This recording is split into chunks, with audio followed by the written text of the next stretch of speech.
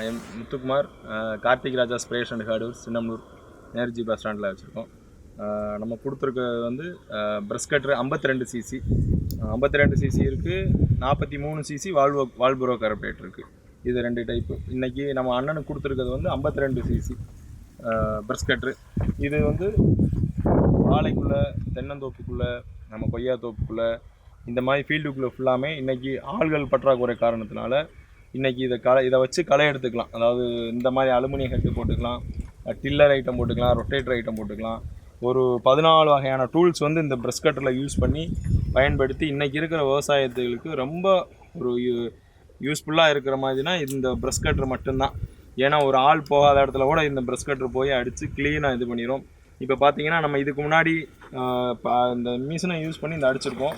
இது ஃபுல்லாமே அடித்த ஃபீல்டு இங்கே பாருங்கள், கம்ப்ளீட்டாக ஃபுல்லாமே நல்லா மாவு அரைச்ச மாதிரி அரைச்சி க்ளீனாக போட்டுரும். இது ஒரு வாரத்திலான மக்கி நம்ம வாழைக்கு ஃபீல்டுக்கே உரமாயிரும். இது பாருங்கள், இனி அடிக்காமல் இருக்கிறது இந்த ஃபீல்டு. இதுக்கும் வித்தியாசத்தை பார்த்தீங்கன்னா தெரியும்.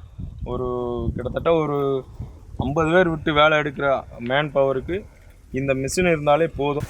ஒரு லிட்டர் பெட்ரோலுக்கு எவ்வளோ தூரம்? 1 லிட்டர் பெட்ரோலுக்கு வந்து நம்ம 2 மணி நேரம் வெடிப்பாக ஓடுங்கண்ணா. நம்ம ஓட்டுறதை பொறுத்து ரேஸ் கொடுத்து ஃபுல் ரேஸ் கொடுத்து ஓட்டினீங்கன்னா 1.5 மணி நேரம் ஓடும். 2 ஸ்ட்ரோக்கா 4 ஸ்ட்ரோக்கா? இது ஃபுல்லாமே 2 ஸ்ட்ரோக் தானே. 1 லிட்டர் பெட்ரோல் 2 ஆயில் ஊற்றி ஓடும். இந்த மிஷினில் எது எடுக்கிறது பெஸ்ட்டு? இந்த மிஷினில் இந்த 52 சிசியும் இருக்குது, 43 சிசியும் இருக்குது. ரெண்டுமே எடுத்துக்கலாம்.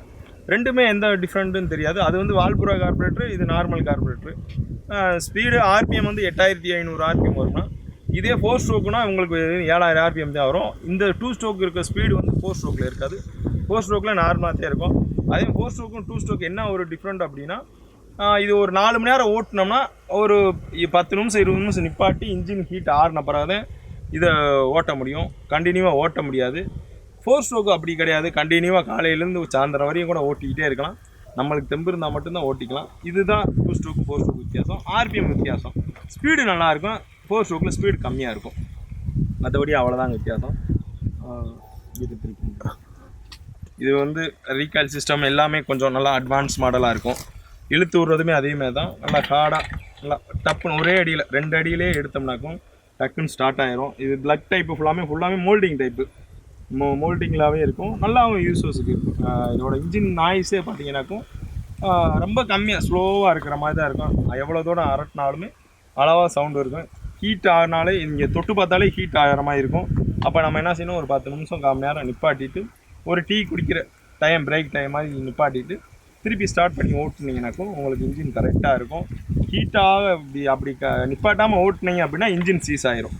அதாவது இது என்னன்னா அப்படின்னா, ஃபஸ்ட்டு ஒரு 2 மாதத்தில் 1க்கு 2 ஆயில் போட்டு நீங்கள் 1 லிட்டர் பெட்ரோலுக்கு 2 ஆயில் போட்டு ஓட்டுனீங்க அப்படின்னா அடுத்த ஒரு 3 மாதம் 4 மாதம் போக 3 ஆயில் 4 ஆயில் இப்படி ஆயிலை கூட்டிட்டிங்கனாக்கும் அதே ஸ்பீடு அதே ப்ரெஷர் நல்லா இருக்கும். ஆயில் எவ்வளோக்கு எவ்வளோ போகிறீங்களோ இன்ஜின் நல்லா ஹெவியாக நல்லா இருக்குங்க. ஸ்டார்ட் பண்ணி விடுங்க.